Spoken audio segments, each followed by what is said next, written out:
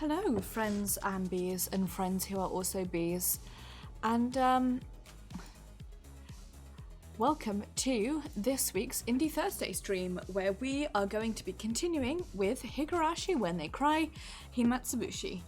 When we left off last week, we had just rescued the minister's grandson, and after a pretty shitty fight, we'd woken up in the hospital in Hinamizawa and decided that we absolutely had to call our wife. However, the payphone in the hospital had the wire cut. The payphone at the local corner shop had the wire cut. And we decided to keep wandering off into the distance to try and find a payphone that works. So swap over to the GP, shall we, as it were, and keep going. Also, throughout this June and the ongoing months, I am going to be raising money for the Bail Project. If you would like to contribute, the link I was hoping would appear in chat, but it appears not to have because Stream Deck hates me. There we go. You try and make life easier for yourself, and it just absolutely does not work. So if you want to donate, the link is just appeared in chat, or if you're watching this on YouTube, it will be in the very first line down in the description. But without any further ado, let us turn the audio back up a little bit so you can actually hear what's going on. And let's continue where we left off. We've got, I believe, just under 2 chapters left, so literally we were still trying to find a phone booth. According to the old lady, even though the phone booth was quite far away, it would be easy to find. If I just followed this road straight down, I'd eventually find it. Sandals flapping as I ran, I couldn't help but laugh at myself. I'll admit that I was quite steadfast about calling Yukie, but there were days when I was tired or busy when I wouldn't call her. Even today, my entire body was covered with injuries, and I was dead tired. On top of that, there wasn't much time left. It wouldn't be strange at all if today was one of those days I didn't call her. But having twice been foiled trying to call her, had I become hot-headed about it? Was I like a dog who was being told to stay with a piece of food dangled in front of my face? What am I doing? Haha. Even so, I somehow couldn't quell the uneasy feeling sitting in the pit of my stomach. It was like that with the hospital phone, and the same with the one at the tobacco shop. Both cords were definitely not severed from being frayed by long years of use. The clean cuts indicated that someone had taken something sharp and deliberately cut them. But who? And for what reason? The more I thought about it, the more uneasy I felt, so I tried to push the thought aside. How much had I run so far? The scenery around me was no longer that of a shopping district, with residential buildings scattered about the lonely road. Indeed, it's the way to our house. By ours, I mean Keiichi's, obviously. The surroundings had already grown dark. I was blatantly out too far for a quick phone call, and it was quite obvious I was far removed from the hospital.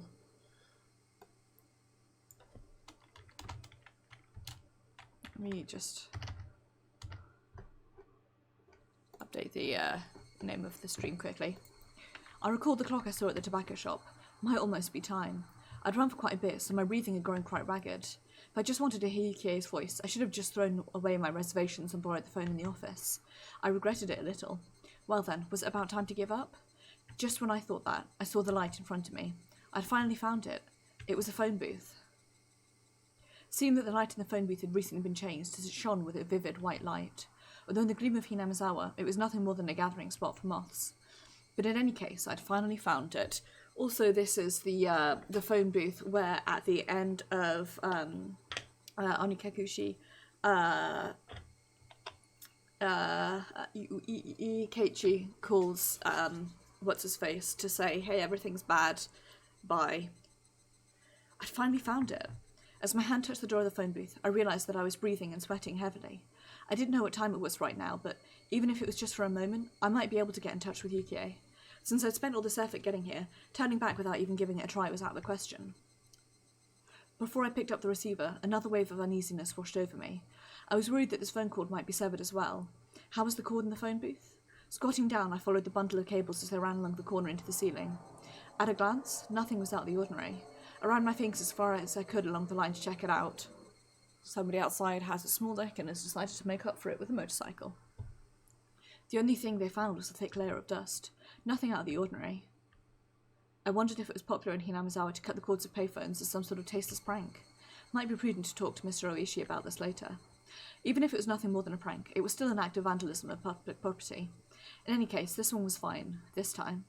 Putting out a coin from my pocket with one hand, I picked up the receiver with the other. But this time, before the receiver even touched my ear, I felt something was off. The receiver was light. It was more than a slightly unpleasant feeling. It was almost sickening. To verify the source of my displeasure, I peered at the receiver in my hand with a measure of reluctance. What the hell is this? The cold cord that connected the receiver to the rest of the phone had been ripped apart, the tip of the cable swaying in the air. It was all I could do to restrain myself as a raw and unpleasant feeling worked its way up the small of my back. How fucking horrible would that be? Like, even if this was a normal town, just to be stuck in the middle of nowhere, desperately trying to call your wife who was about to give birth and not being able to, I could not stand that. It was a type of dread. At that moment, I heard the crunch of somebody stepping on gravel. The light was reflecting off the glass walls of the booth, leaving me unable to see outside into the darkness. I steeled myself and stepped out of the phone booth. The inside of the booth was lit with that strong light, which might have made it warmer in there. Just stepping outside, I could feel a chill wash over me. And there was a silhouette of a person. A small silhouette. The long hair of that silhouette was blown about by the cool breeze. Injured people shouldn't be sneaking out the hospital. Somewhere in my head, I knew who this girl was. I didn't have any basis for it, but I knew she was that girl. Right, Akasaka? She, Rika Frude, said that almost like it was a warning. Did you do this to the phone cord? Her expression remained unchanged, and my question was left unanswered. In other words, no response. Regardless, I felt that she'd affirmed my suspicions. Why would you do something like this? Why? The last word had a tinge of anger behind it. I frantically tried to smooth things out, but she didn't seem very afraid. There's nothing that can be done. Huh? I interpreted her words as meaning that I wasn't going to be in time for calling hours at the hospital. But thinking about it, that would have been a strange thing to say. Why would she know something like that? I could take what she said to have any other meaning. She just stood there like a mannequin, not even moving an inch. Almost to the point that if the wind wasn't occasionally rustling through her long hair, there would be an illusion that time had stopped. I know very well that you think I'm creepy, Akasaka. Huh. No, that's not true. My denial came out almost like a bad piece composed for a poetry slam, but her words were right on the mark. I'd always felt something ominous and uncanny about her, ever since her strange threats at the shrine. She'd noticed that my expression was contrary to my words, seemingly laughing at the gap between them. Akasaka, you coward. I'm not a coward. Being laughed at by this small child didn't set well with me, so I said that. Even if you find another phone, it's too late. That's right. She didn't even have to say it. I was absolutely too late. I might have already missed calling hours even by the time I reached this phone booth. It was too late. I had no option but to give up for today. Once I decided that, my unhealthy obsession with phones suddenly faded. Even I thought it was strange that I was obsessed. That strange obsession now gone, I began to laugh at how hopeless I was. I mean, just look at what I was wearing. It wasn't normal. A hospital gown and sandals, my head wrapped in bandages and my body completely soaked in sweat. It was a wonder that the old lady at the tobacco shop wasn't surprised to see me. With wanting to hear Yukio's voice as my motive, I traipsed around town the entire evening. I didn't know whether to call it the follies of youth or simply plain embarrassing. In any case, it was all I could do but to laugh at myself. Now, there's nothing left for Akasaka to do tonight. You're right, there's nothing. I'll just quietly return to the hospital. That's fine. Do you know the way? I hope I do. She waved a little hand as I began to head back the way I came. She began to follow alongside me. Looking at her face, I could see that she wore a mischievous smile, as if she was extremely interested in whether or not I'd get lost. Is Rika's house also this way? It is. Wouldn't your parents be mad that you're walking around alone at this hour? Not really. My parents are busy today, so they probably forgot about me. Even then, it's best if you head on home. They'll definitely be angry. Even if they are, it's much more interesting to talk with Akasaka, so I'm fine. She said that with a face free from worry as she looked up at me once more and smiled. When she showed me that smile, the eerie feeling surrounding her faded, but even then she was still as mysterious to me as ever. We arrived at the corner I'd turned at earlier, but it was much darker than before, and with a point of view changed on the return trip, I wasn't very confident this actually was the corner I turned at. There's no mistake. It had to be this corner. As I began to move my feet again, the girl grabbed onto my clothes. Isn't Akasaka going back to the hospital? Of course, at least I intend to. Am I going the wrong way? A short moment of silence. Eventually, still holding onto my clothes, she began to walk. It was the beginning of the walk to the hospital this mysterious girl would take me on. Rika is so fucking cute. Tiny Rika, the most adorable. Possibly, and hear me out on this, possibly ever. The person who was running around cutting all the phone calls was you, wasn't it, Rika? You shouldn't do that anymore. I'm not sure what you're talking about. Really? She tried to play dumb, but it was written all over her face. Mipa? It was obvious she was trying to laugh it off, but that adorable smile of hers just made me want to forgive her. I'm going to be a horrible father, aren't I? The memory lapse in tension was erased by her next words. It's good that they found the grandson safe and sound. Unable to respond right away, I sunk into silence. I'd already learned this from Mrs. Sato's info. This girl, no, this entire village, knew everything since the moment I set foot in it. I considered playing dumb, but in the end I chose not to. With everything being known already, there was no point in me feigning ignorance. Somehow. That's great. Now you can go back to Tokyo. Thank you. Are your injuries bad, Akasaka? Dunno, I haven't heard anything from the doctor yet, so I don't know if they are or not. Huh? Come to think of it, I vaguely remembered being told to lie down and take it easy for at least 24 hours. Did that mean bed rest? The wounded shouldn't be sneaking out the hospital. People shouldn't be cutting phone cords. Meep. I've no idea what you're talking about. Then I don't know what you're talking about either. As we played dumb with each other, we both laughed at the same time. If somebody saw us laughing at each other like this, it would probably bring a smile to their lips.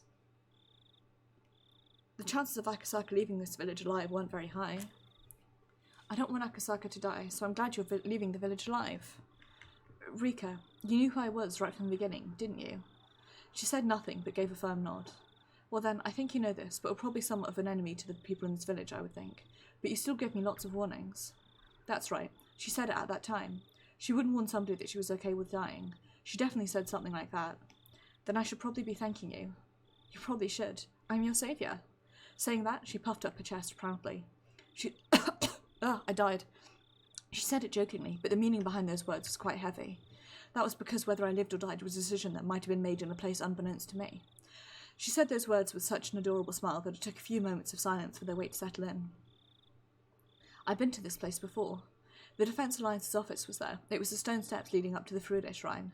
When I passed by before, I was so focused on finding a phone booth that I hadn't realised where I was. And if I recall correctly, this shrine is Rika's house, right? Yeah, something like that. Looking up at the shrine grounds, it was brightly lit and energetic voices could be heard. What was going on? There's a festival today. A festival? The best and only festival in Yamazawa. The Watanagashi Festival. Tonight is the night. Watanagashi? Cotton drifting? Just knowing the name is boring. Do you want to take a look? She asked bluntly. But seeing that I looked interested, she climbed up a couple of steps and motioned for me to come. I was only going to go back and sleep anyways. If I had nothing else to do, it might not be a bad idea to go with her on a little detour. In the hostile territory that was this village, I didn't know what would happen if I ventured down a side road without Oishi. Even though I thought of the village like that, when I was with this girl, I forgot all about it. In any case, even without anything to back it up, I felt that as long as I was with her, none of the ill will from the village would befall me.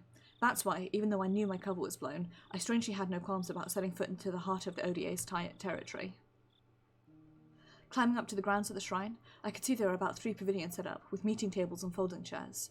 The old folks from the village, no, the executives of the Defence Alliance, were already quite drunkenly sharing another round of drinks. I could only see its people from the village council drinking while enjoying the evening air. At the very least, it was certainly quite different than any festival I'd ever seen. See? It's quite a boring festival, isn't it? Ha, it certainly doesn't look like a festival. It's a festival that's happened since long ago, but as you can see, it's not like it used to be. As if to chide to the old folk, she said that while looking at them with an exasperated expression. You really couldn't call this a festival anymore. It was just a bunch of neighbours getting together to drink under the guise of a festival. Sounds ideal, right? Especially in this current environment. I feel sorry for the deity being celebrated here. Give this sorry excuse for a festival 5 or 6 more years, then everybody in the village will start coming. The ceremony will also be done properly, and it'll be a respectable festival again. What she said was not so much wishful thinking, as it was the telling of a future that had already been determined. She wasn't even predicting it. It was almost like she was simply reporting the results. That's how it sounded. Even though it was baseless speculation, the way she said it wouldn't let me interject. It was the same way she talked when she changed. While I struggled to find the words to reply to her, she wandered over to the other side of the grounds, not minding me at all. Not in a state where I could afford to be left behind, I hurriedly followed after her. Passing through a copse of pine trees, a strong and cool breeze ruffled my hair. There, from that one evening, was a splendid observation platform the girl had shown me. As it had grown completely dark, the modest lights littered across the nightscape were providing a different type of scenery. Looking at it like this, the village seems tranquil, she said with an indifferent look on her face. Just the other day, you said this village definitely wouldn't be submerged by the dam, didn't you? She didn't reply, seemingly relishing in the feeling of the wind blowing through her hair. Didn't that mean, at that point in time, the minister had already complied with the demands? She spun around, her gaze meeting mine, but she said nothing. Sounds like seagulls. I don't know where this is meant to be set in relation to the sea, but she spoke nothing that would neither confirm nor deny what I just said. The case will probably remain shrouded in darkness. Headquarters probably doesn't want trouble from a scandal with the minister breaking out. There's no mistaking that they threatened to kill the grandchild. The negotiations with the minister were successful, and the grandson was released. The one who saved the grandson was you. I wonder about that. The discovery of that wallet that started this chain of events. That alone was almost too convenient, I think. Ever since the moment that wallet was discovered, I felt something was odd. Oishi said it as well, that the Sonozaki family had given the orders to release the hostage, meaning that a little manhunt was a farce to begin with. Come to think of it, I was punched, kicked, and had a gun pointed at me. Did he get shot, or did I just, make that up in my brain? Felt like they put up quite a fight, but that might have all been part of a good performance. Once the negotiations were successful, they couldn't just say, here you go, and return the minister's grandson right to his doorstep. They knew that public safety had realised this was a kidnapping case and were moving in on it. That's why, due to the actions of public safety, the grandson was able to be released successfully, so the minister didn't give in to any unreasonable demands. That type of performance was necessary. I don't know about these difficult things. Likewise, even for me I can't make much sense of it, but there's one thing I can be certain of. It's just as you said. This village won't be submerged. The dam project will soon be over. That wasn't something an officer of the law should be saying, but I naturally let those words slip from my mouth. This village may have stirred up all sorts of trouble, but that was because they were protecting their homes. If someone just decided by themselves that I had to leave the house I was used to living in, I would resent them as well. On top of that, it wasn't a place like mine where I just happened to be renting it, but a place that families had lived for generations. I might be ignorant to call their desperate resistance an overreaction. I might not really be qualified to criticise politics or bureaucracy, but deliberately building a dam on land that was loved by its residents wasn't something I could get behind. Still, aren't you glad? Why would that be? At the very least, with this, peace will be returned to this village. Even though the minister promised to use his considerable influence to cancel the project, it would probably take more than a few months before it would be completely scrapped. At the very least, it would probably take 1 or 2 years. For the villagers to officially hear that the village wasn't going to be submerged at the bottom of the dam was still a ways away. But it was no mistake that the promise of peace returning to the village was there. Turned out from beginning to end that it had already been decided. Just as the girl had said, it was decided. There wasn't really a need for me to come here in the first place. There was absolutely no need for me to have come here and aggravate an unpleasant situation. If I'd never come here then, the grandson's release might have been done in a more amicable manner. Peace? In this village? When I nodded, she laughed as if to admonish me, but her face remained indifferent, expressionless. And then her eyes narrowed slightly as she snickered. Even though every year from now on, something bloody will occur? Rika, what are you talking about?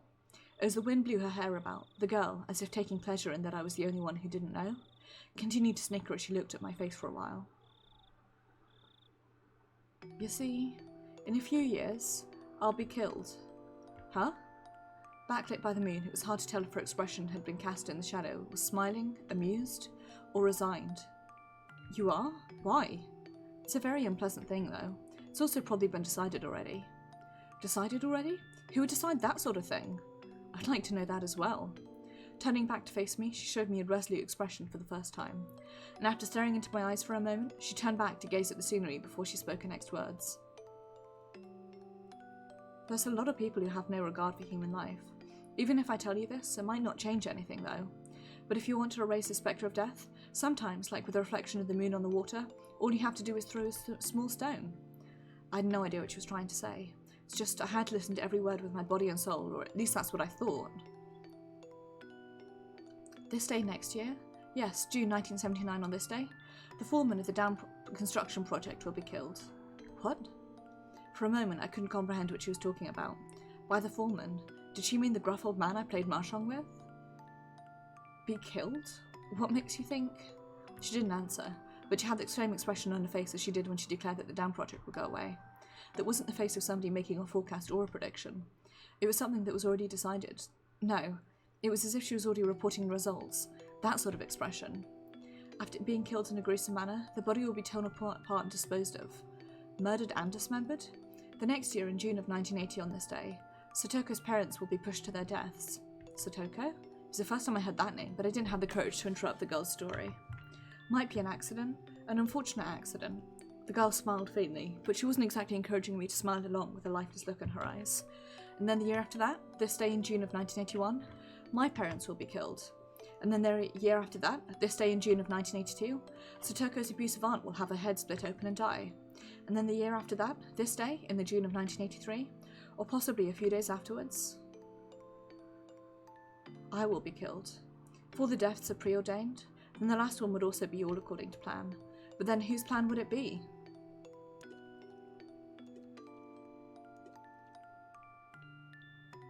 This village is full of murderers and people who have no regard for human life. It would be fine to believe that all the deaths up to 1982 would be the work of somebody in the village. It would be fine to believe that all the deaths would occur were at the discretion of those who controlled the village. But that didn't explain what would happen in 1983. There was no way that the last death would fit in with anybody's plans. They had no regard for human life. They would use every means at their disposal to meet their goals. But the goals were at odds with the last death. That's why the last death was unrelated to them. But that last death would definitely, most likely, probably, without question, happen. Probably, definitely, I dare say. The last death would be a merciful one. A handkerchief or something being placed over their mouth, making them lose consciousness, never to wake up again. Exactly whose plan was that? I want to live happily. That's my only wish. Surrounded by my precious friends, spending our days enjoyably. Only that. I don't wish for anything more than that. Okay, and they're just fucking about with the artwork. Rika, I don't want to die. The girl, stoic as ever, let those last words slip in the end. You know, fair? I doubt anyone does. Eventually, we were discovered by some drunks. What I find intriguing about that is that it seems like 1983 is the year that breaks the pattern, because the pattern of death, disappear is that I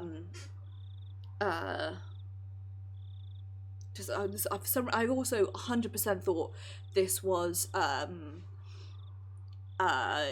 first year when the foreman would die. For a brief moment, I thought we were going to be the ones to kill the foreman. But the last year, the death disappear pattern breaks in the last year, because we have, it seems to just be death. Like,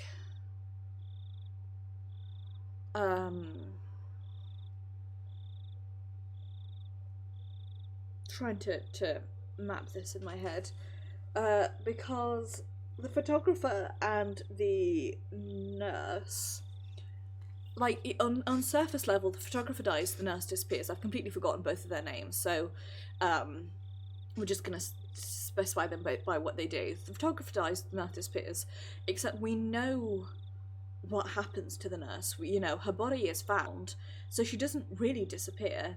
And then in the first one, it's implied that we also die. The second one, everybody dies. And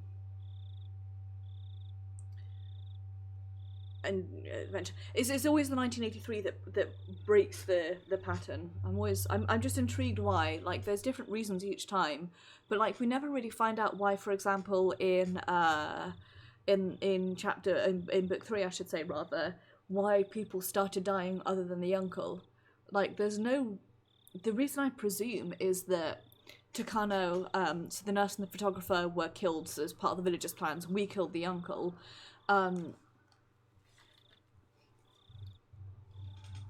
But I don't know. It's odd. Is all I'm thinking. Eventually we were discovered by some drunks. The girl, as well as I, were dragged back to the festivities. Everybody was completely drunk, so even when they saw my head completely wrapped in bandages, they wouldn't let me leave.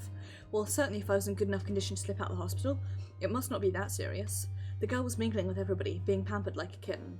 Her expression was adorable, nothing like the one from just before, predicting her own death and whispering that she didn't want to die. Having said that, having a silly and lighted conversation like this, it was hard to believe that these people were at the core of an extremist resistance group. Even if it was a shell of its former self, it was a festival where people in the village gathered, so the 20-some old folks here should have included some of the village executives and other important members. Amongst those, there were no doubt that there were members that were the Sunsaki family council in attendance, meaning even if we never met face to face before, there were people here who knew my identity. In a small village like this, they knew the faces of all the villagers that lived here. That's why, without even saying anything, it soon became obvious that I was an outsider, but they actually seemed interested by that, asking me all sorts of questions about Tokyo, drinking while musing on the faint relationship the city had with the villagers and empathising with the rather meagre environment. Confidential talks with the minister were finished, his grandson was in police custody, everything was over. I might not have to be put in another perilous situation. To me, they were only my adversaries because of my job. Outside of that, there was no reason I couldn't be friendly with them. The next time I visited this village, would it return to being a tranquil and peaceful place? If that happened, I might be able to take a relaxed walk around the village with her again. My cup was once again filled to the brim with beer. By the time I was able to get away, it was the middle of the night. The girl had at some point disappeared. Seems that her parents had told her to go home and sleep when she let out a yard yawn. The old folks, who had absolutely no remorse for making an injured person hang out with them, told me as much as they laughed. I was just there drinking, so I thought to help a bit with clean-up. However, my help was refused on the grounds that I was a guest. On top of that, they had a half prepared to take me back to the hospital. Losing the battle was against my sleepiness inside the car, I was sound asleep until we reached the parking lot of the hospital. The front door of the hospital was naturally locked at this hour. I wandered around bewilderedly, searching for a back entrance until someone on night duty found out and let me inside. Where were you this late at night? Dr. Irie was worried, you know. Sorry for the trouble. I was held up by the people having a festival at the shrine. Oh, they did say something about everybody in the town council getting together for a drink. My condolences. Your wounds all right? They're throbbing a bit. It's probably because of the alcohol, I think. Oh, that's right. The detective that was with you wanted to get in touch. Oops, I kept Oishi waiting. I glanced at the clock. No matter how you looked at it, it was way too late to call him now. I'll apologise to him tomorrow over the phone. I returned back to my hospital room and slipped into the bed that was still unmade from the time I went outside. Oh, that's no good. I have to turn off the lights. But my weariness had cut the cord powering my body, lulling me into a deep sleep.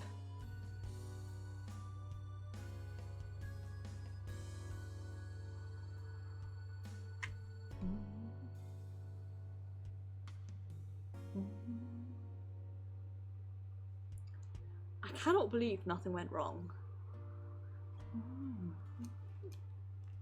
That seems highly suspect to me.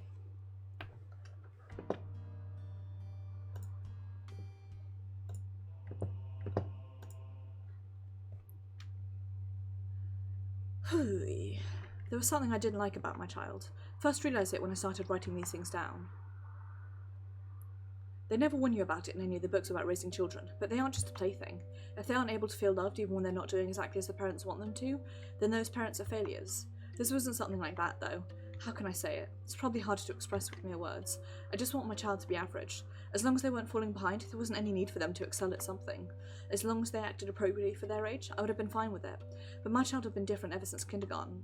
While the children in her class were running around in excitement about the field trip the next day, she only wore a bored look on her face, aloof and distant. When the other kids broke the equipment for the athletic festival and were apologising fervently, she only wore a bored look on her face, aloof and distant. When the teacher was reading a fun picture book, only she wasn't smiling. Even if they all got to eat a delicious bento, only she wasn't happy. If it was only this, it would still be in the realm of understanding. What I don't understand about my child is that if the aforementioned situations happened again, they'd now act in a manner befitting their age. I don't understand the principle behind that, as a parent. Why were they indifferent about that field trip, but happy about this one? Why were they indifferent about that picture book, but happy about this one? Why were they indifferent about that bento, but happy about this one? The former and the latter in each situation seemed exactly the same to me. There were even times when I thought the former one was better. I don't understand that child's feelings. During parent-teacher meetings, the teacher always says the same thing, and I'd always respond that I don't understand my own child, and we would mope together.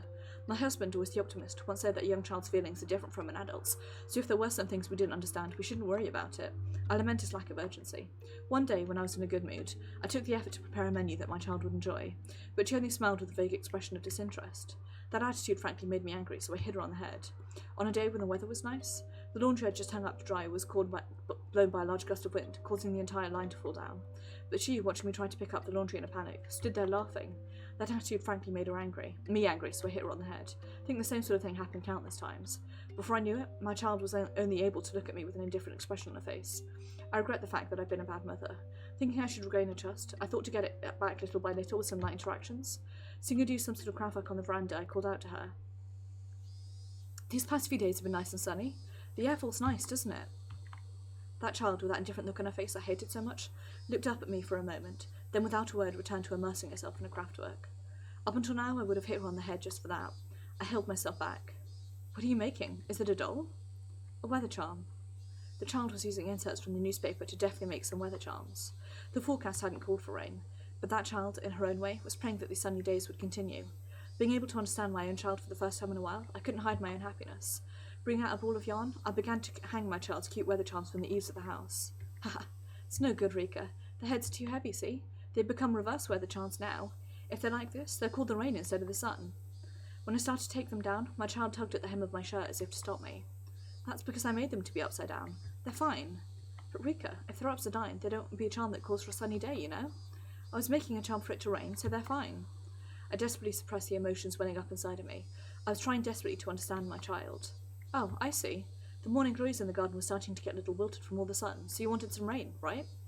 The child turned to me with the expression that I hated the most. I got bored of the clear weather. It was her? I don't understand. I just can't understand that child. It was her this whole time? Man, Rika's probably the dopest character in this game. Also, at that mother, you were given a mouth for the express purpose of asking the question, why? Like, if you don't understand, ask. It's not difficult. I mean, it is for me because I have catastrophic anxiety, but as for an adult, a functional adult, it's not difficult. During the family council, she buried herself under Ms. Oreo's futon again. Ms. Oreo dotes on her unwaveringly. No matter what insolence my child commits, she doesn't bite. It's almost as though my child is a kitten or something. Oreo dotes on her exactly like you would with a kitten. As a mother, I chided her for doing that. Until Ms. Oreo had said 3 times that it was fine, I chided her as a formality. Of course, she never lends near to any of my chidings. Knowing that Ms. Oreo's standing is far above mine, she behaves like that. I don't like the cunning that's unbefitting her age either. In any case, not only Oreo-san, but the rest of the old folks in the village spoil her too much. One day, I was surprised. By chance, on the way back from some shopping, I saw her by herself just outside a candy shop. My own child suddenly grabbed a snack, opened the package right there and then, and started eating it. She didn't make any attempt to pay for it, and she didn't even think of looking around. Didn't even feel like she was shoplifting, more like she were brazenly eating snacks that were offered to her. When I began to admonish my child, the elderly shop owner appeared and covered for her. He only gave the ridiculous excuse that he'd said it was okay for the child to eat any of the snacks sat by the entrance, so it was fine. When I tried to pay for the snacks that my child had eaten, the owner refused my money. During that exchange, more old folks had suddenly gathered around, and it began to feel like I was the one in the wrong. The elderly people all put their hands together reverently in front of my child and repeatedly voiced their respects. I was born into the Frude family, so it wasn't like I didn't know why she was being treated specially. When I was still young, it was something I heard often from my grandmother. If by chance the child that I gave birth to was a girl, that child would be the living incarnation of Oyashiro-sama. All the older folk believed she was the living incarnation of Oyashiro-sama and spoiled her rotten. And not only did they spoil her, but they even told her she was a living incarnation of Oyashiro-sama, that she had a divine power and threw all sorts of strange folktales her way. So she may have begun to believe herself that she was a special existence. I went around and told everyone it wasn't good for her upbringing, so to stop telling her all the strange things, but there was no uprooting the elderly people's deep-seated superstitions. I told my child not to listen to them, but it ended up being that she stopped listening to me. Between all the old folks in the village who would dote on her and myself who only scolded her, there was no wonder who she would listen to. There was no mistaking the reason she'd become strange was because of the elderly villagers. There's no doubt that they'd shoved her full of strange folk tales and superstitions since she was young. If it wasn't for that, there was no doubt my child would have been cute and normal. Seems kinda like you're just a shit parent. Like, on the one hand, yes, it is absolutely fucking wild to be told as a kid, like, you're the incarnation of a god, and you have strange and mystical powers, and to be spoiled rotten. But at the same time, Rika's mum definitely seems like a shit child, you know? A shit child? Jesus, a shit parent. Forgot how to word. One sunny parent-teacher day, There was a cooking class, and my child was making curry rice with a practiced hand. With the other children her age were awkwardly using their kitchen knives, that child was deftly wielding hers. The teacher approached me with a smile on their face, saying it must be a result of learning it at home. I managed to play it off with a vague smile and a nod in response. That was because I'd never once taught my child how to make curry rice.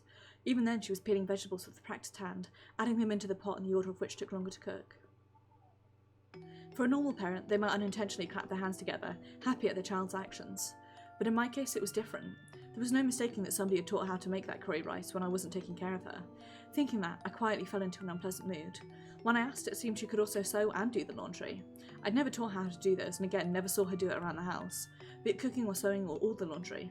Again, that was probably because the elderly villagers had taught her all sorts of rubbish when I wasn't looking. And not only that, they probably taught her all sorts of strange superstitions, trying to prop her up as a living incarnation of Oyashiro-sama. I said as much to my husband, suggesting we should keep our child away from the elderly folk.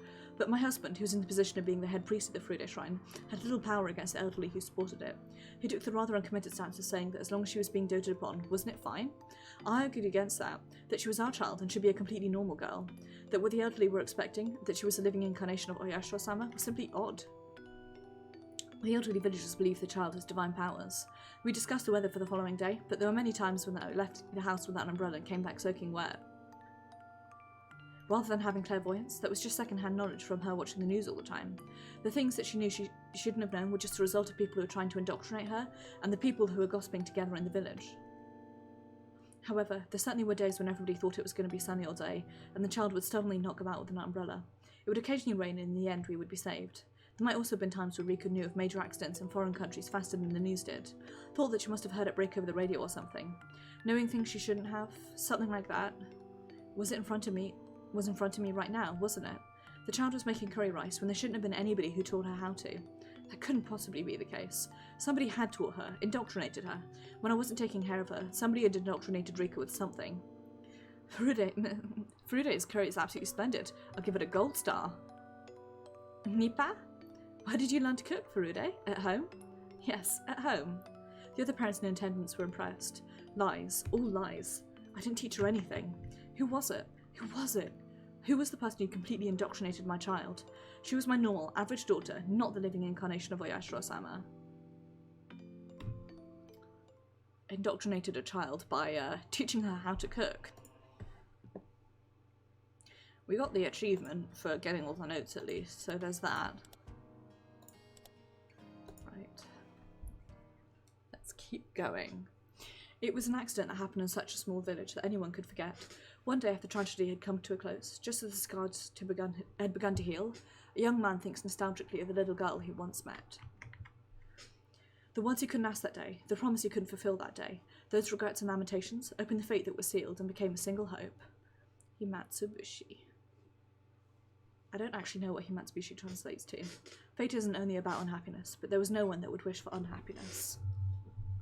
Midsummer, 1985.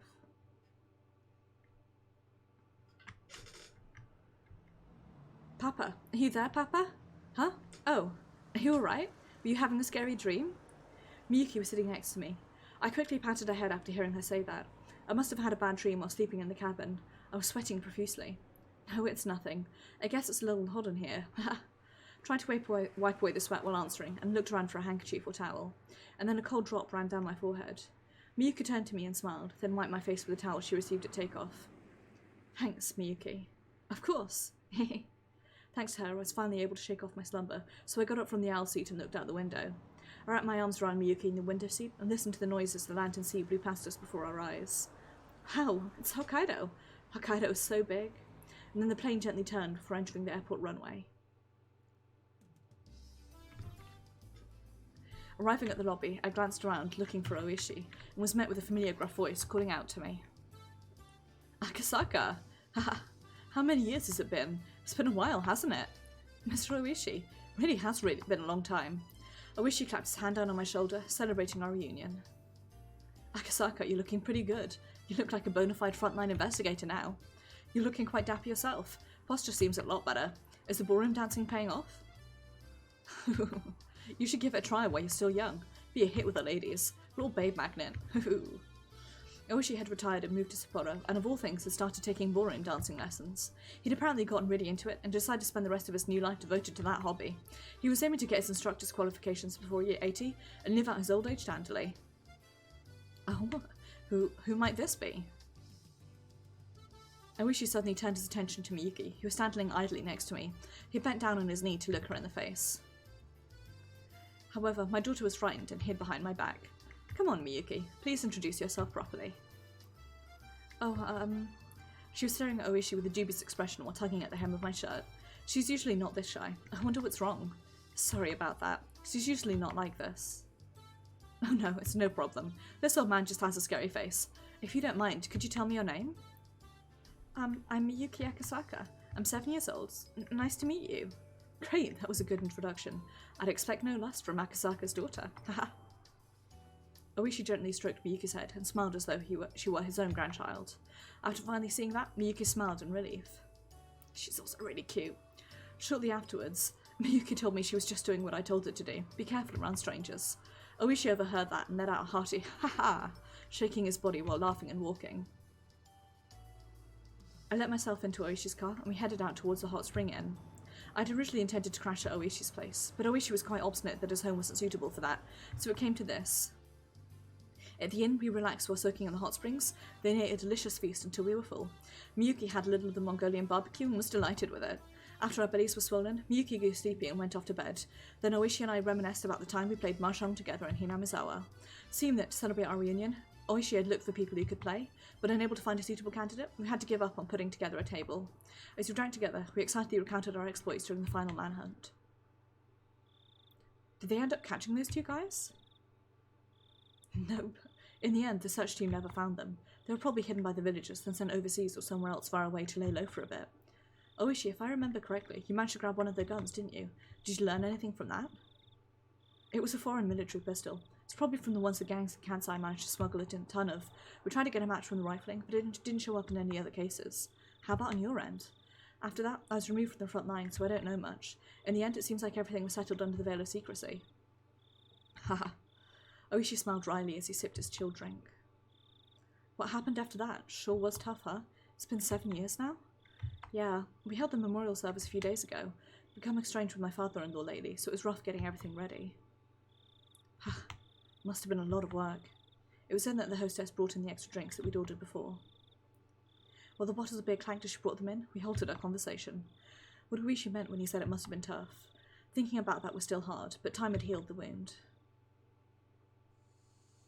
It was the day after, when I phoned Oishi to apologise. When I did, Oishi almost immediately handed the phone to one of my colleagues who happened to be there.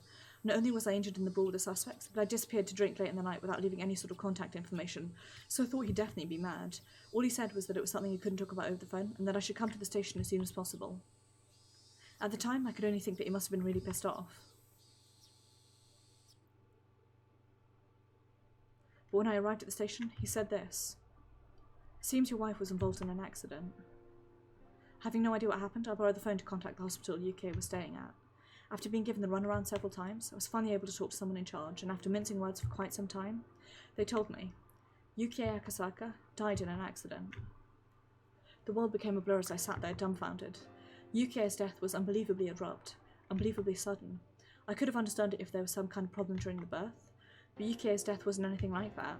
On the stairs on the way up to the roof, she just happened to slip and fall, and she just happened to fall on an unfortunate place at an unfortunate angle. That was it. Wanting to blame Yuki's death on somebody, I began to think that it was an act of revenge by the Defense Alliance, that they killed my wife and made it look like an accident. What I learned when I flew back to Tokyo, however, was much more cruel than that. Yuki had a habit of going up to the roof to cool off in the evening. There was an elevator up to the 7th floor, but from there you had to take the stairs to get to the roof. Even late in her pregnancy, when the evening came, she would always head up there. Her father had always said of her not to push herself, but Yuki insisted that until the time she had no choice but stay in bed, she should be allowed to do as she wished. However, I'd never once seen Yuki go up to the roof. I only heard that from her father and the nurses. That was because whenever I visited her, she would spend that time with me instead. I heard the reason why Yuki went up to the roof from the nurse she'd become friendly with. She'd said that her husband was away on business a lot of the time, and that whenever he called, she was able to cheer him up and give him courage, but when he didn't call, she couldn't do that. Her husband might put on a show bravado, but in reality he grew lonesome pathetically fast. She was probably just the same.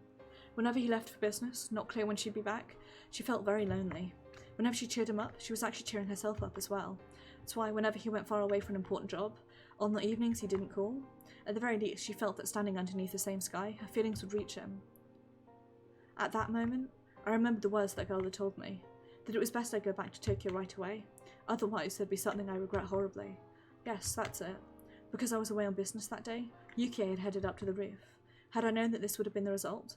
Had I done as the girl had said and dropped everything to head back to Tokyo? I might have been with Yukie on the day she died. If I was with her, she wouldn't have gone up to the roof. The day my wife died was on the evening of the third day of my trip. Yes, it was right before I had the sudden urge to hear Yukie's voice and ran around the village trying to find a phone. The girl had gone around and cut all the phone cords. If she hadn't, and I'd made that call, I would have undoubtedly learned of Yukie's death at that time and collapsed in tears. Of course, even though the cords were cut, it had only put me off learning of Yukie's death by that one evening. In the end, I had learned of it the next morning. However, when I managed to pull my emotions in order, I'd realised it was the girl's small token of consideration. That's the first I've heard about that. Yeah, it's the first time I've talked about it. Could it have been a coincidence? She doesn't have any special powers or anything. Aren't you the one who told me, Oishi, that you might be the reincarnation of the god called Oyashiro-sama? Well, yeah. The old folks in the village believed that Rika Furude had divine powers. Divine powers? Oishi had originally said it as a kind of joke, but realising that I was serious, he slumped his shoulders. I don't know if it's the truth or not. They said she did things like prophesy the future, or talk about things she should have no way of knowing, that she was clairvoyant, that it was divine revelation. Well, all sorts of things. Of course, they couldn't give specific examples, though. Haha. She prophesied Yukie's accident. Oishi tried to laugh it off, but out of respect to my deceased wife, he kept it restrained. Does that mean an active and capable investigator from the Met Police Department believes in divine powers and curses? Having him say that so bluntly, I couldn't respond. Of course, I had no intention of believing such odd things, but he could only say that because he didn't know what I did. Since I met that other girl, who both was and wasn't Rika Furude, I couldn't deny the existence of any otherworldly entity. Of course, I can't deny that it might not have been prescience, but rather a warning. Not prescience, but a warning. If what the girl had said was a warning about Yukie's accident, then things became much easier to understand. Basically, the line of thinking became that it was a threat. Because I didn't go back to Tokyo, my wife was killed in a way that made it look like an accident. It remains that question, is it people or is it magic? Because if she's giving us a warning out of knowledge that, somebody will take revenge for our actions, then it's, the ODA taking revenge. But if it's magic, then it's prescience and she knows that it's going to happen as an accident and is trying to warn us. Not satisfied with the investigation into your wife's accident? Of course I suspected foul play. I pored over the results and even carried out my own personal investigations. There weren't any witnesses to Yukie's fall. There was a possibility that someone had hidden, waiting to push Yukie down the stairs. However, the cleaning ladies frequented the roof to hang laundry, and the security cameras on each floor hadn't recorded anything out of the ordinary. There wasn't anything set up on the stairs, and I was unable to find anything suspicious. In the end, even after my personal investigation, I can't think that anything else happened other than a simple accident. Of course, there were these guys that took the minister's grandson hostage. It wouldn't be impossible for them to push a lone pregnant woman down the stairs without leaving any evidence. Oishi's expression had completely sobered up. They murdered your wife? When Yukie died, I thought that as well. More precisely, I wanted to blame somebody, so I created the most viable scapegoat. But without any clear evidence, that violent notion faded, along with the wounds in my heart. Did that girl know beforehand about my wife's death and was threatening me? Or did she prophesy that death and was offering me a road to salvation? If I had to choose between the two, I tend towards the latter. Haha. Oishi smiled slightly in disbelief as he poured more beer for his bottle. Then if I may, if what you say is true, then Rika Furude was a prophet who knew the future. If so, why didn't she predict that disaster? If she knew the gas eruption was going to happen, why did she remain silent? Even a few hours beforehand would have been enough. If the village knew, then most of the people would have escaped without dying. Great Hinamazawa Disaster in Memoriam List. It was near the end of June 1983. Volcanic gutters from the Onagafuchi swamp erupted and hit the village in the middle of the night. It was an unprecedented disaster where the whole populace was wiped out. Caused a wave of panic about volcanic gases across the country, causing people to overreact over any report of odd smells. I hadn't heard of the blockade on the Hinamazawa area being lifted, so it should still be cordoned off. It's my turn to be lost for a response. Well, if Rika Furude, the reincarnation of Oyashiro-sama, was killed, then the village might have incurred the god's wrath, making him call forth the miasma from the swamp to kill everyone. That explanation is what the survivors are whispering about. Sorry, Oishi, did you just say she was killed? Huh? Ah, yeah. Well, I don't think it'd be a problem if I told you. When I saw the news about the gas disaster, I remembered that girl. I then found her name in the list of victims. That's why at the time I thought her own death she'd predicted was due to the gas. It was after that I learned from the tabloids the stories of mysterious deaths in Hinamizawa during the 5 years leading up to the disaster that became known as the Curse of Oyashiro-sama. And that string of mysterious deaths lined up exactly with what the girl had predicted, so I'd always thought to ask Oishi about it, as he'd been involved in the investigation. That's right, that was the reason for our reunion. But right now, Oishi had said, Rika Furude didn't die in the disaster, but was killed? Can I ask you about the last year of the curse? I may be retired, but I still have to keep things confidential, you know? Excuse me, madam, do you have anything cold that's brewed locally? High grade if there is. I'll leave the selection to you. Haha. Oh my, I didn't mean it that way. Oishi laughed loudly, not wholly unsatisfied, and stopped the hostess to tell her that the cheap booze was fine. I know as much as was written in those magazines, but I don't know anything about the curse that happened the year of the disaster.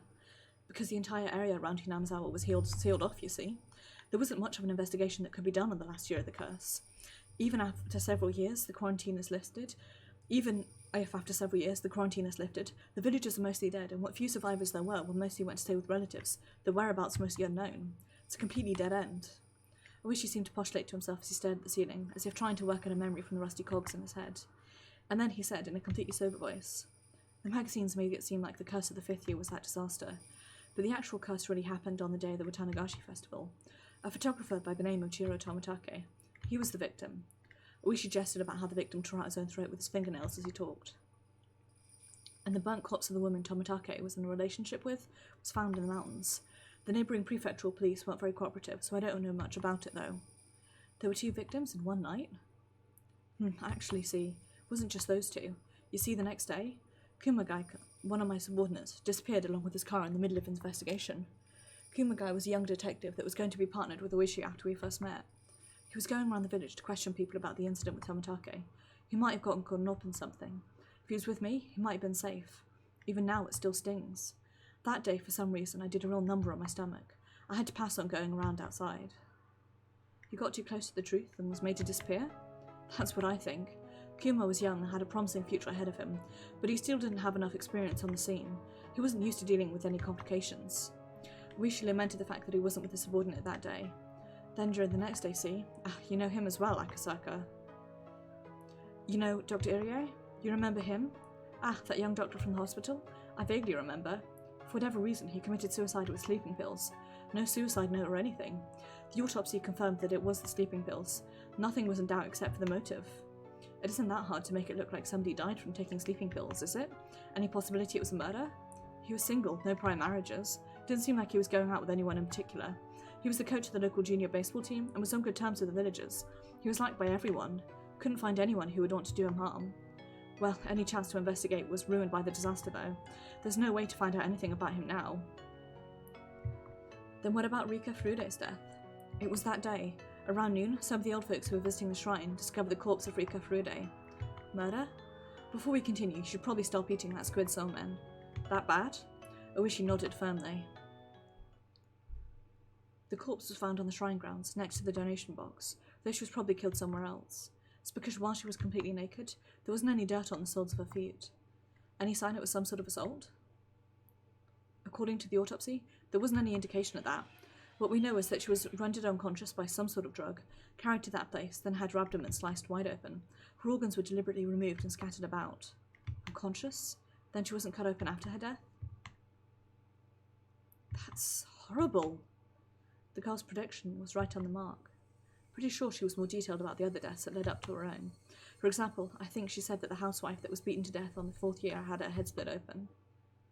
Then in that case, did she know that her own death would be so terrible?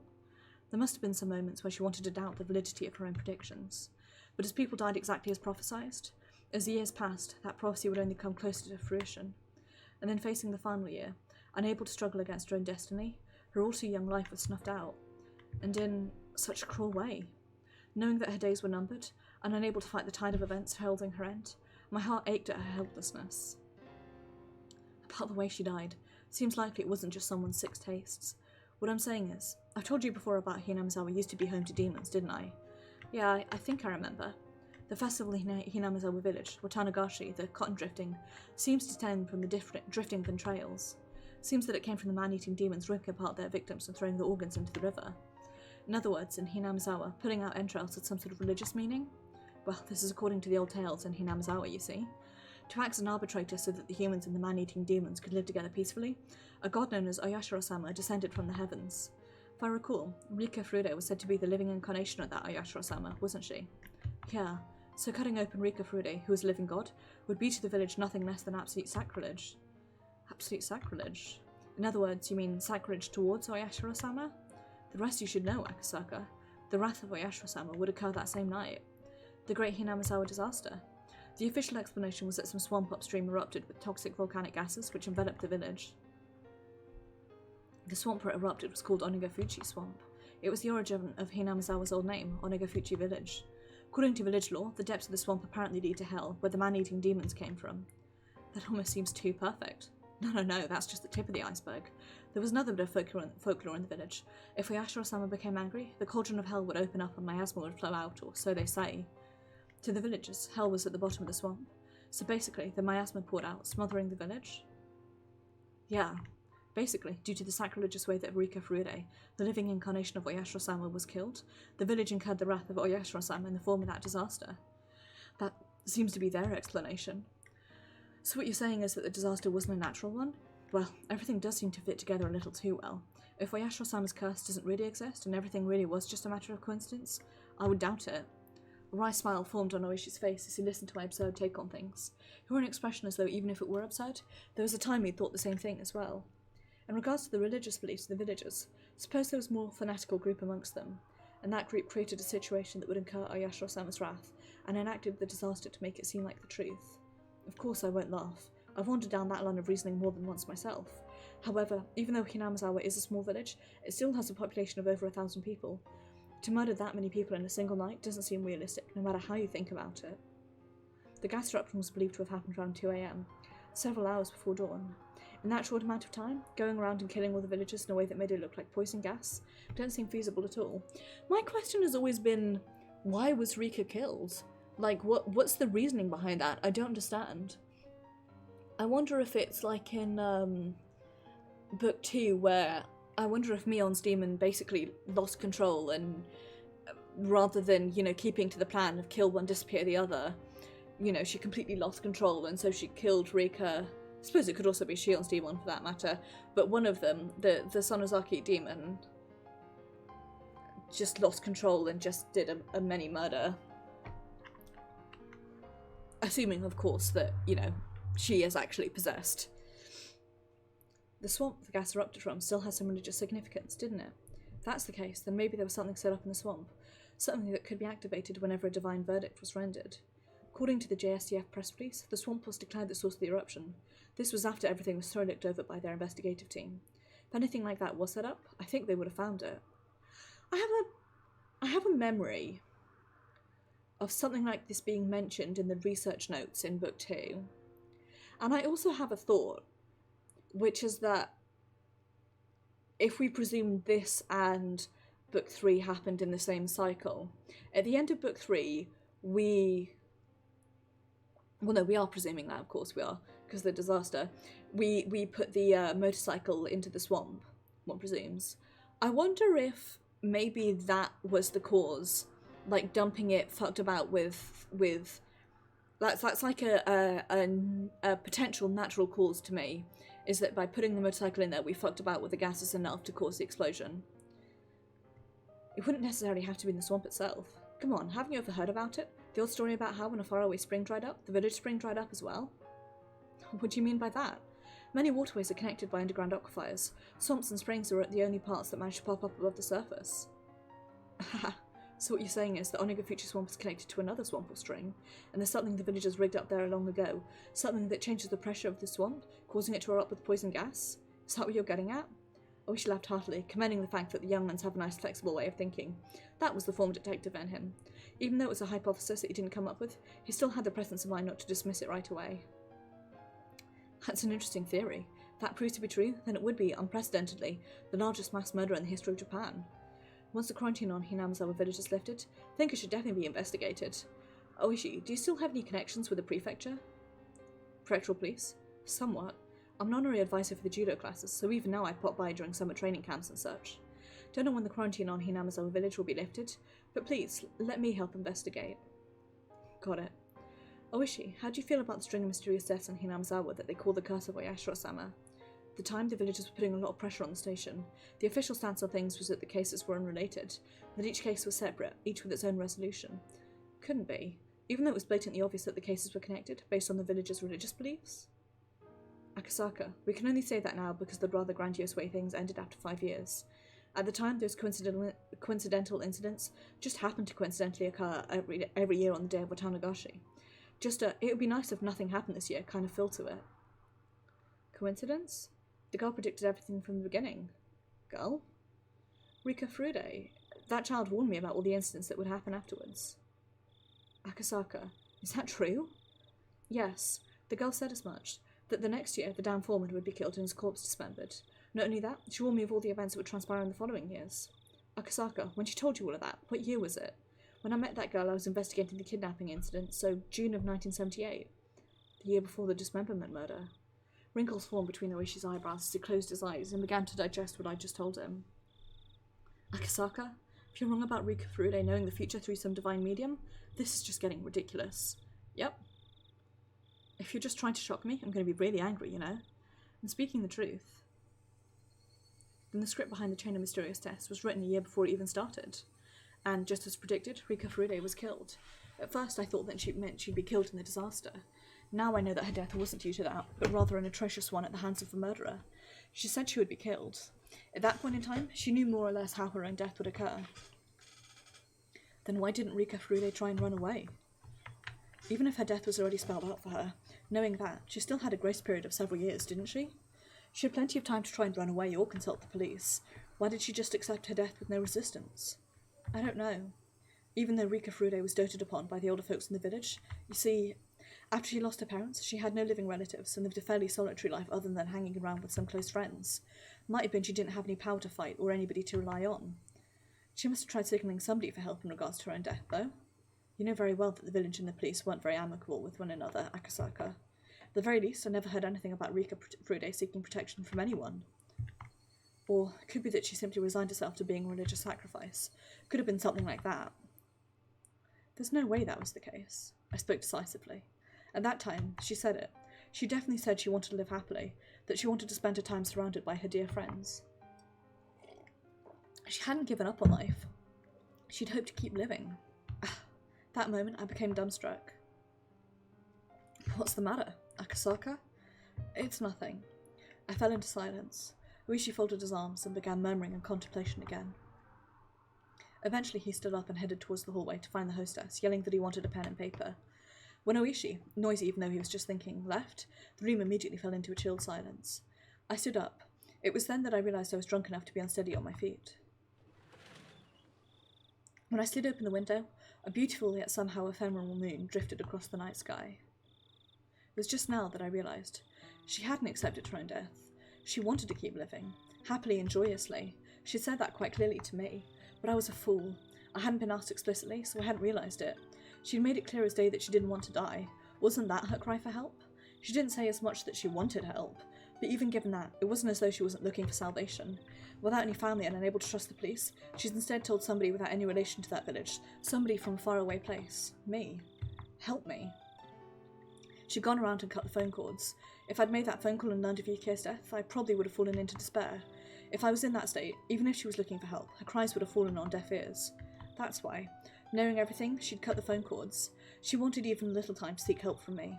Oishi, just before now, had lamented that one of the younger officers had gotten mixed up in a case, having been erased because he wasn't there. I was feeling the same way. If only I was there in June of 1983. I could have protected her. In 1983, it would have been 5 years since the kidnapping took place. While raising the only daughter Yuki had left me, putting all my youth and passion into my work, honing my wits and courage wrestling with difficult cases, nothing like my failings during the kidnapping incident would have occurred. I wouldn't have been slow to react in a one-on-one fight, and by that point I jumped into a foreign mafia-run gambling parlours where I'd learned to deal with automatic weapons, let alone handguns. I'd grown so much that in 1983 I couldn't have even been compared to how I was in 1978. That's why, if I was by her side, I should have been able to save her life. No matter what conspiracy or fell plots drew near, I definitely would have protected her. She, even though standing resigned, should have still been able to ask me for help. I just didn't realise it. I couldn't realise it. Just as I wouldn't have realised it if I was told of Yuki's accident, I wasn't able to realise it. I wanted to cry. If I'd taken her words to heart, I would have presented Yuki's accident, and I would have been able to protect the girl to whom I owed a debt from even a predetermined death. She must have been expecting that from me. I learned about the disaster while watching television in my house. Until I learned about that, I'd forgotten about Hinamizawa. In order to recover from the shock of Yuki's death, I tried to remove everything about that place from my memory. What an ungrateful fool I was. You really fucked up, dude! Even though in exchange for saving her, the girl had told me of a way to save Yuki, I was unable to accept her gratitude, and now here we were. She hadn't died in her sleep due to a natural disaster. She was split open while still alive, killed while suffering the disgrace of having her organs torn out. She must have known beforehand that on that day, on that year, she would have been killed in a terrifying way. But even knowing what end awaited her, she was all too weak. A lone girl, without anyone to rely upon, unable to seek help, had to swallow her own predetermined death, and left this mortal coil. She said she wanted to live. She said she just wanted to live happily. That's all she wanted. She didn't ask for anything extravagant. For any person that was ever born, it was the very basest of desires. She never said a peep about wanting money, or that she wished she was in somebody else's situation. She'd said it, that if all deaths were preordained, then hers was probably also all according to plan. She might have been a lone, frail girl, but I don't think she would have accepted it without at least putting up a fight. There must have been, in some small way, some form of resistance that she mustered, and with what she could muster, seeking my help was part of that. God damn it. I howled. I stomped the floor. Why did I become a police officer in the first place? How could I call myself an officer if I couldn't save a single girl from the misfortune that was awaiting her? Was it because there was so much going on at the time I couldn't process the fact that she was asking for help? That's right, I was still green. If I was in that situation now, I'd definitely been able to help her. But it was already all over. Even if I wanted to settle the regrets she left behind, Hinamizawa, as a dangerous area, was still quarantined. Most of the people involved were already dead, with a few that did remain spread around the country, unable to be traced. The state of that tragedy was still off limits as well. The police investigation was put on hold, the case slowly being buried in the sands of time. Just like how I wouldn't have known unless Oishi had asked me about it. Akasaka, are you okay? At some point Oishi had returned with a notebook in hand. Until I saw the expression on Oishi's face, I didn't realise I was in tears. I never realised she wanted help. Akasaka, calm down. But it's all too late now. She was killed in such an atrocious manner. She was counting on me, but I couldn't save her. Couldn't save her. I might also be at fault for not building up an amicable relationship with the village. If Rika Furude had told me about it, I might have been able to extend a helping hand. I wasn't able to build up enough trust for that. That's something I regret. When Oishi said the word trust, it weighed on me even more. Yes, she'd given me her trust. She trusted me, meaning that she thought I would have been able to ward off the fate of her unforeseen death. She believed in that. I cried. I fell to my hands and knees as I began to bawl. Eventually, Oishi spoke quietly. Akasaka, does that upset you? It does. Then, there's only one way worth mentioning for Rika Furude to have her revenge. Is there really? Is there a way to do that? Oishi showed me the pen and notebook. In order to properly mourn the death of Rika Furude, we have to at least find out the truth. Truth? Yes, and not just Rika Furude. Lots of people died. The lament must be immeasurable. But their deaths were left unsettled because of the disaster, and now we can't even investigate them as the memory fades into oblivion. Many people died. The old man was killed, Kuma was erased, everybody was a victim. But the police can't even investigate it. Who's going to take care of their parting regrets? Only we can. Akasaka? We find the truth. Yeah, we'll find it. I've been around every one of the string of mysterious deaths, know all of the inner workings of the village. You were told an important truth a year before they happened by Rika Furude. We can do it. But they're already dead. Oh, that's right. Rika Furude died. You were too inexperienced, so you couldn't save her. Oishi grabbed me, who was a wreck, and lifted me firmly by the lapels. That's why. To atone for that, we reveal the truth. If what you say is true, then all the incidents were part of some greater design. If that's the case, then how we investigate needs to change completely. I intend to spend tonight summarising all the information you and I have, and then get in contact with one of my former subordinates first thing in the morning. We're not going to let the case go cold. Definitely going to crack it wide open. Crack it open. Crack it open. We will. Several years have passed, but it's not beyond the statute of limitations. Even if the case has been postponed, it's not closed. It's still going. We're going to keep it going. You're right. Let's do it, Oishi. I won't let it end like this. I'm certain we will uncover the truth. We absolutely will. I demonstrated my resolve to Oishi by crying out those words. And just then... Papa? The sliding door behind me opened, and Miyuki revealed herself while sleepily rubbing her eyes. My shouting must have awoken her. Then she rossed over to me. What's wrong, Papa? Papa, why are you crying? Oh, it's nothing, Miyuki. It's nothing. I tried hard to smile while wiping away my tears, and though Miyuki looked like she was about to cry herself, she extended her little hand to me. Are you alright? Did you have another scary dream? Don't cry, Papa. When she makes that gesture towards me, I saw the figure of another girl overlapping with her, and her innocent gaze and innocent expression felt frustratingly nostalgic, filling me with painful torment. A girl who couldn't be here because I didn't reach out to her. She borrowed my daughter's body to offer me words of comfort. Akasaka, please don't cry. Might be a hallucination, maybe a convenient illusion formed from my selfish dreams. However, that was her voice. I'm certain I heard it. Rather than blaming me for my mistake, she was compassionate. Why am I crying? After all, I have something more important to do than crying. Miyuki, before you were born, Papa met a girl in Hinamizawa who was like an angel. An angel? Really?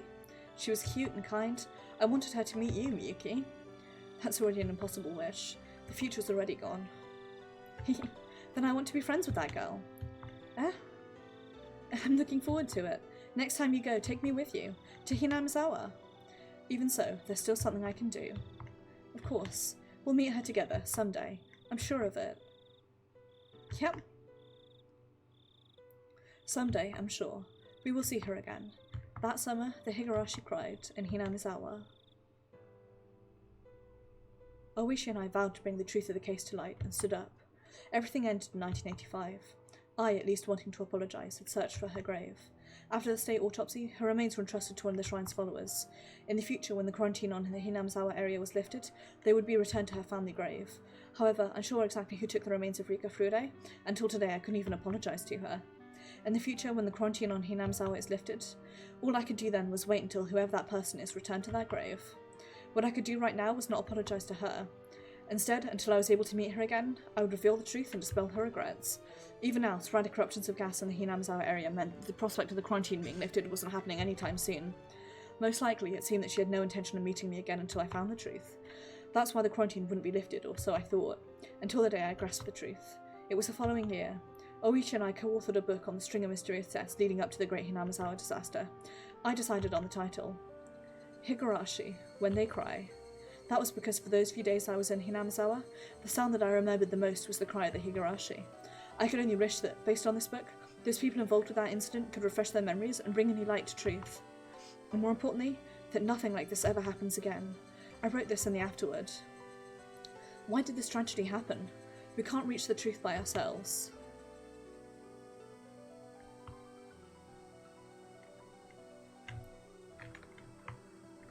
If you're reading this, please discover the truth. That is our only wish. Kurado Oishi and Mamoru Akasaka. Ah, chills! Chills to think that the question arcs are almost like that book. This year, the quarantine on Hinamizawa still hasn't been lifted.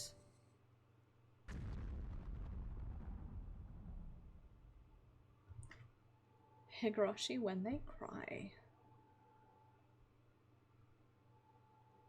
I really do have chills.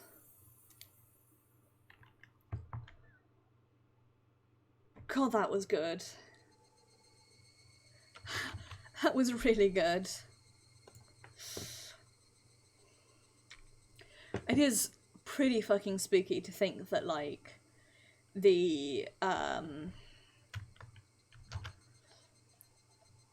first, like, the question arcs of this are sort of like they are, you know, the question arcs, and they're almost like the book, and they're almost like, you know, we're interacting with that as part of the visual novel, and being like, hey, these are the things that happened. Hey, I definitely do have chills. Right, Let's do this review session.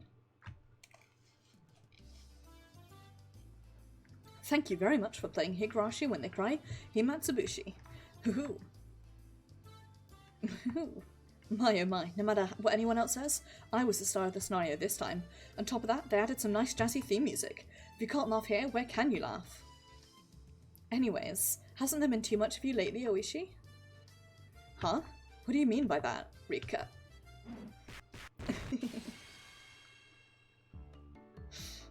She meant that literally.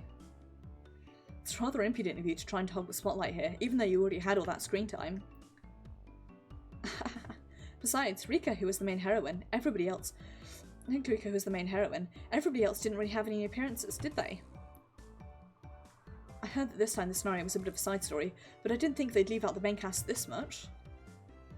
You didn't have it so bad, Mion. At least you had a few appearances, did you not? Both Reina and I didn't even have a cameo. Reina still shows up on the covers a lot, so she's still okay. Exactly what are you trying to say then? That I was the only one outcast with no appearance? Is that it? Nipa? Ha! You only treated me horribly. How sad, how sad. They'll probably just keep treating you worse and worse until you finally drop down to a supporting role. Ha! It's just too much. That's not true. There's lots of people who like Satoko. They won't treat you that horribly, okay? I don't like being treated like this. I think you'll probably have a lot of appearances next time. So cheer up, okay? But I'd heard this scenario was supposed to be somewhat of a bonus story, but is it really? I think that things kind of got complicated. The story was difficult for me to understand. Yeah, what I found the hardest to believe was that the year before the string of mysterious deaths, Rika already knew about them. Which means all of the incidents were part of someone's scenario. That's a pretty important piece of information. It's probably because I'm a shrine maiden, so I knew the future from Yashiro-sama's divine revelations. For somebody like me who believes in the theory that it was human culprits, I'd like to deny that. I believe in the curse, so that Rika, who's a living incarnation of the deity that protects Hinamizawa, or Yashiro-sama, could have that divine power as a possibility, I think. Well, and also, Rika has been possessed and believes Yashiro speaks to her, so... No. For someone who thinks it was the work of man, that kind of unfounded fantasy will not stand. All the incidents were caused by people. There's no curse or magic or aimbots or cheat codes. It would be wonderful if I could use magic, though. If it's Rika, I could go along with that. How? Well, for the people who believe it was the work of humans, the ending was a big revelation. From the first incident until Rika was killed in the Great Disaster, everything was scripted. Knowing that it's all one big incident vastly increases the amount of material you can hypothesize with. I suppose it's true, and the fact that Rika knew does either mean that it had been planned for ages and she had heard all of that, which the fact that Rika knew just prompts me straight towards this being a world where magic is real and there is a curse. Because, for example, right, like, I know, actually, thinking about it. No, well, certainly the first 3 years. So, the first year is pretty obvious. You wonder why they planned it for the next year rather than, and did one each year, but they may have said, well, the plan we have at the moment isn't working, so we have to try something else. Let's make it seem supernatural. We'll do it once a year. Because the first year was obvious. Oh, I'm dropping frames. No, The second year was Satoko's parents, wasn't it? So that would be because they were probably the leaders of the, pro faction. And then the next year would have been Rika's parents because, because the dad didn't, was, pretty useless. And then one presumes, the mother, possibly because she was abusive or possibly because she was also just useless, was made to disappear. And then the third year, you wonder if... No, but the thing is, Rika knew that Satoko's abusive aunt would be beat to death. I wonder if she knew that the aunt was awful and that Satoko and Satoshi would have been placed with them. I don't know, I find it if you work with the assumption that magic is real, I find it much easier to logic away that Rika could predict everything than I do logic that she would just know. You know? Or that she would have overheard plans, because, you know, the impression certainly also that we get is that the person who killed the aunt was Satoshi, and they would have no reason, you know, even if the ODA were the ones who murdered the first 3 years, they would have no reason to be like, and then 4th year, Satoko's parents, the girl whom we all believe is cursed, she's going to be placed with her aunt and uncle, and her brother is going to beat her aunt to death, her uncle is going to run away. It seems very odd to me, that 4th year. In other words, it's proof that there's some mysterious power at work in Hinamizawa. I think it's proof that the incidents weren't the work of humans alone. The inside of my head is so muddled, I don't know what's going on. Oh, that's right, more importantly, that expression that Rika was wearing this time, that was super scary, wasn't it? Meep. Yeah, I was surprised too. I never thought that cute little Rika would laugh like that. Hey, just for a little bit, could you show us that face one more time? I don't want to. I don't want her to do that outside of the story. Oh. What? What is this? A blackout? Nobody move. Any weird movements and you come face to case with synchronized Gatling guns, multiple homing missiles, and be cut up by laser sabers for the finish. Satoko? What's the meaning of this? Ho ho ho! We'll now be starting the after party for everyone who doesn't have an appearance this time. Ho ho! Thanks for that wonderful introduction. Hello again, everyone. I didn't think that I'd have an appearance here of all places. I'm delighted though. Satoko, thank you. Oh, hello everyone. Ah. Oh my, didn't I warn you not to move? Ryugu, are you okay? Oh Joe, you didn't have to go this far. Oh, the grudge of somebody not making an appearance is a terrible thing. Rika had lots of appearances in the main Ahsoka had lots of appearances in the main scenario. Grudge of someone not making an appearance. Damn it, when was she able to set this many traps?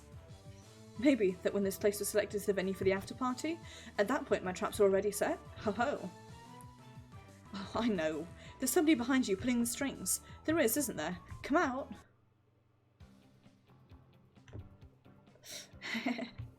Hello, hello, my sister. How are you doing? Oh, it's Shion. Hello. I feel sorry for her falling for the same trap twice. I thought it was you, Shion. Even though you get to be the main character for a scenario, this is how you behave? Now you've gone and done it. Even if it is only the bonus scene before the answer arcs, I can't let my sister have all the appearances. I'm not that generous, you know? Well, in any case, I just let Satoko start a little something something.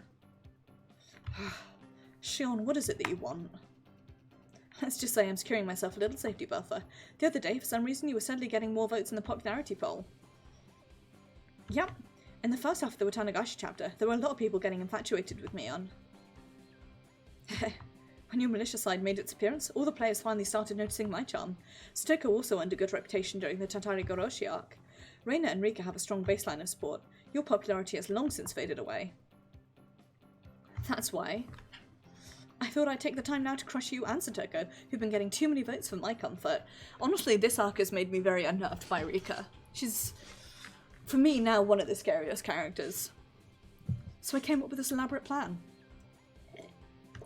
Shion, what did you say just now? You're gonna crush me as well? You're a little slow to notice, aren't you, Shorty? Here you go. What?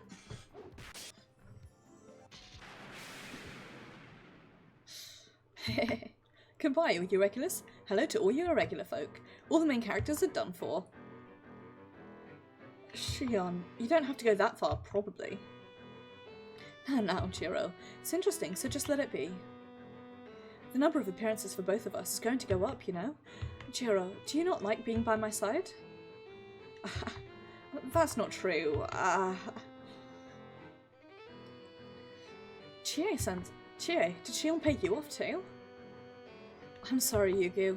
Shion said she'd make me a new segment called Teach Me, Chie, teaching from the next scenario. Teach me, Chie-sensei, starting from the next scenario, so I just... Well then, who should I dispose of next in the most embarrassing manner? Maybe it's Toko, since she helped me set up all this up? I won't allow that. Yeah. Coach? He seems somehow reliable for once. I, Kyosuke Irie, should not allow any aggression against Toko. I may also just be a sporting character, but don't think you can persuade me so easily. Oh, then you're saying you want to withdraw from being the lead in a documentary as Toko's maid training dress-up chapter that we planned on filming after this? Shion? I, Kyosuke Irie, shall follow you to the depths of hell. That was fast. Well then, with this I'm holding all the cards. Even in this after-party scene too, I'll have everything proceed as I see fit. Huh? We're missing someone. Shion, Ryuki wasn't here. She escaped at some point. There she is. Ryuki, didn't I just tell you shouldn't move? Reina, I won't do anything to hurt you, but it's easier if you don't resist. I'm sorry, but all this is really bizarre. What are you trying to do? The Miyakashi script? I see, you're planning to secure a role before any of your lines get cut out, aren't you? Resistance is futile. Reina, you should stop your pointless resistance and just come along peacefully. If you make me angry enough, not only will you suffer, but so will my dear sister as well.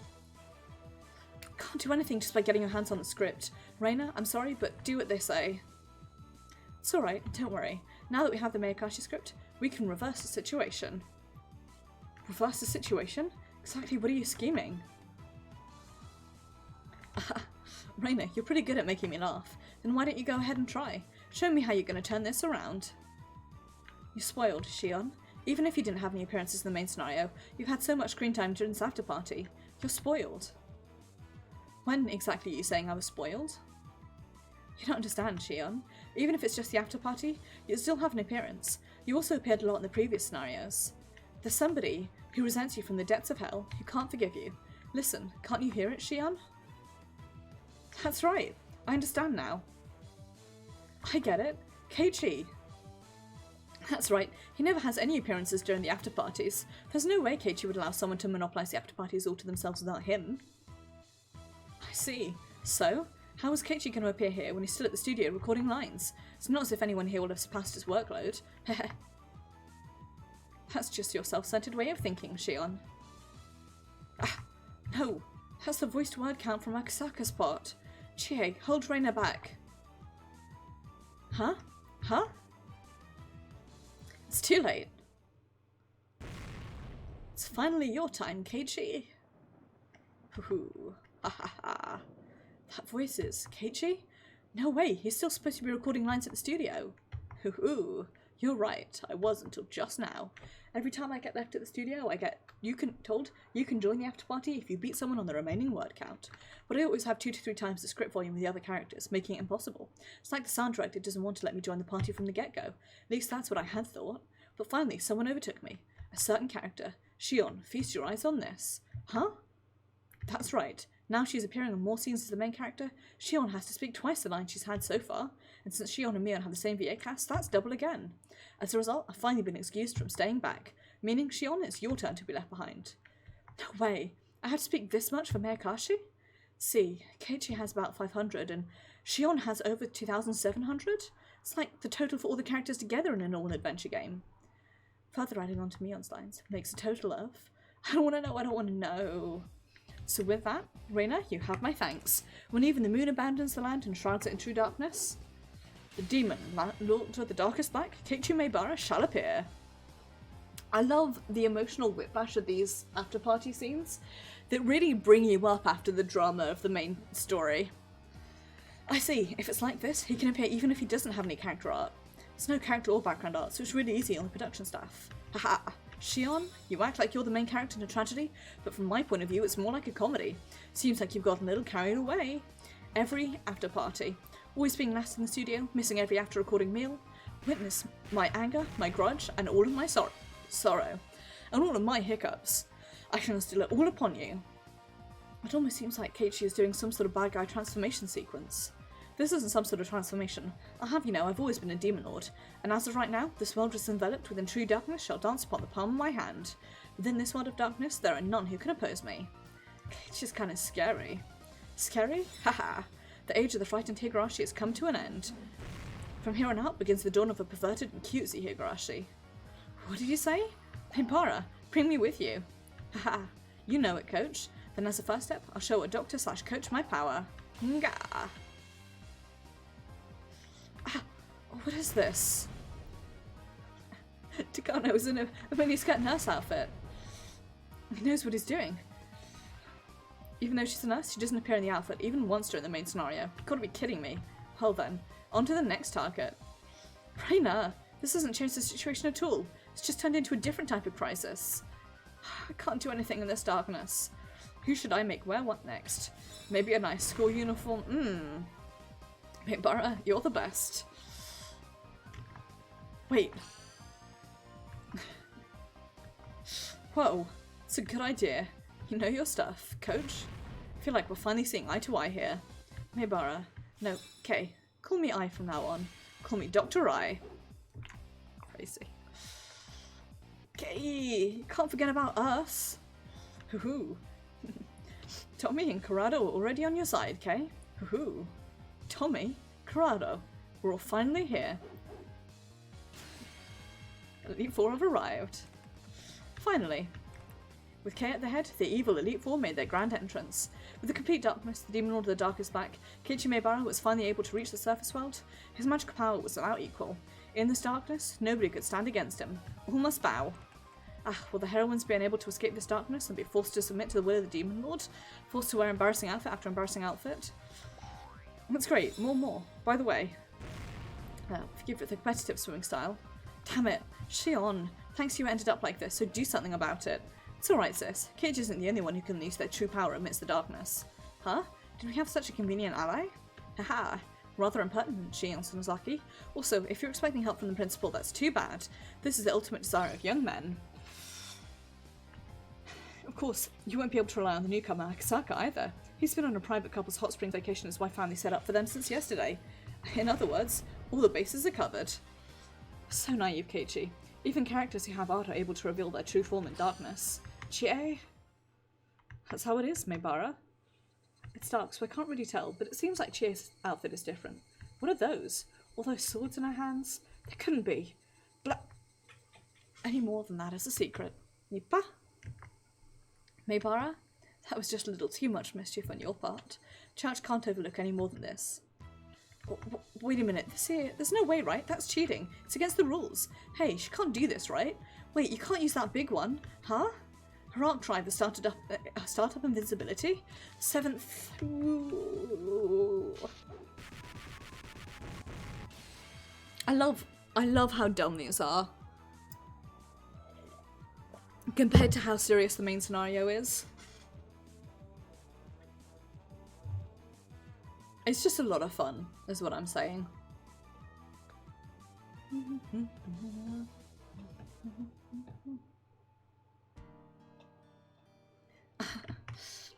Hello again. Thank you very much for playing Higurashi When They Cry, Himatsubushi.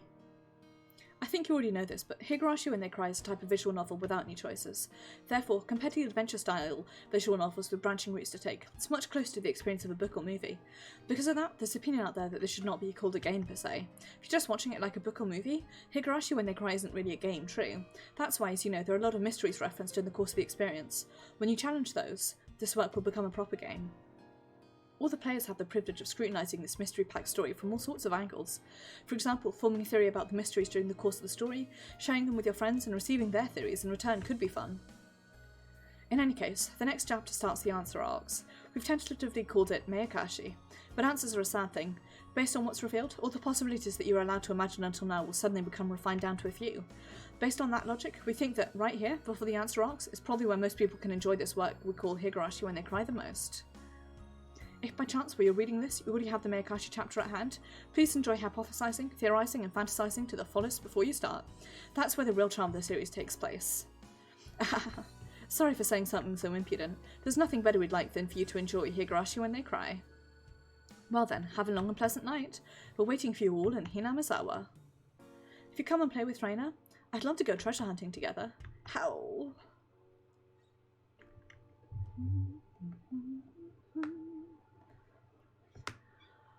Well, guys, that I have forgotten all of my buttons.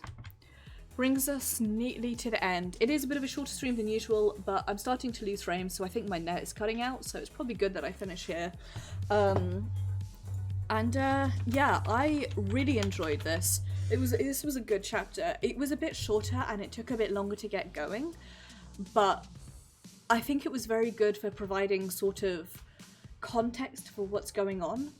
And also, Rika, who'd almost been one of the side characters, she's sort of been mysterious, I think especially in chapter 2, in book 2 rather, whatever you want to call it, but she'd always been slightly mysterious, but I think now is when she really starts to shine as being more mysterious. I personally at the moment am hypothesizing, like, the problem is, and it's a very real problem, you don't know if, like, this is a world where magic is real. Like, if that makes sense. Like you don't know if this is meant to be a supernatural horror game, which I think makes it great, but it makes, like, the fact that Rika was able to predict everything makes me think she really does have clairvoyance. And, like, I don't know if this is, like, a world where magic is possible, so I don't know if it's possible for her to have clairvoyance.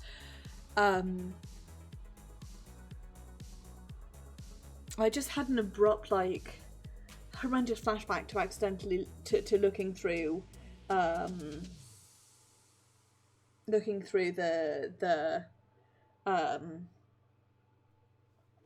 words, so difficult, looking through the TV tropes page for Higurashi. My mistake. But seriously, this chapter was really good. It is a bit shorter, but I think it caps off the answer of the question arc really well. And I'm really excited to get started on Mayakashi. But for now, I will be streaming Dishonored 2 this Saturday, where we are going to be hopefully finishing off the main chunk of the game and going to deal with Delilah. Then Sunday, will be Destiny 2, where we shall be bridging the gap between Shadowkeep and the later seasons by finishing off the end bits of Shadowkeep and doing more story.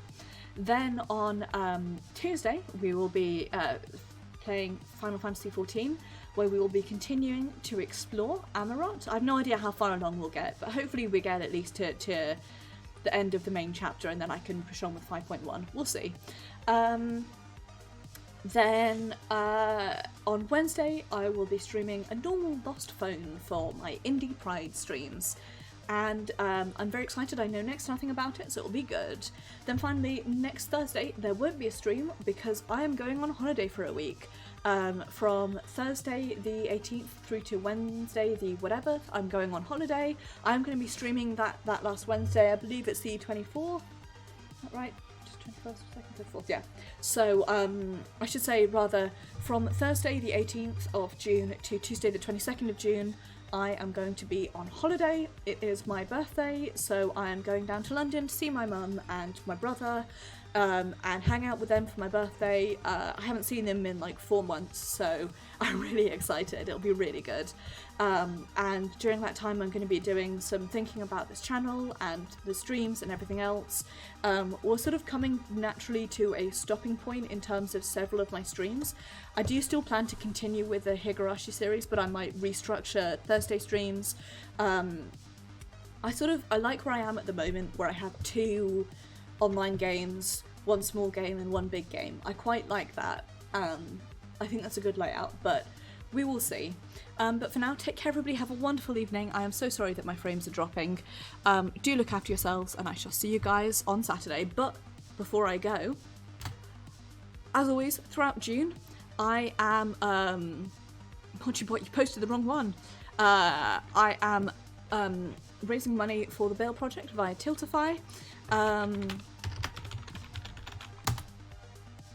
Come on, Mochibot, live, you can do it. Don't know what's going on with Mochibot, never mind then. I will be raising funds for the Bail Project through Tiltify. The link should show up in Twitch chat, but it's not, so I'm very sorry. And if you're watching this on YouTube, as I said before, it'll be down in the description. But that's enough rambling from me. Take care, everybody, and I will see you guys on Saturday.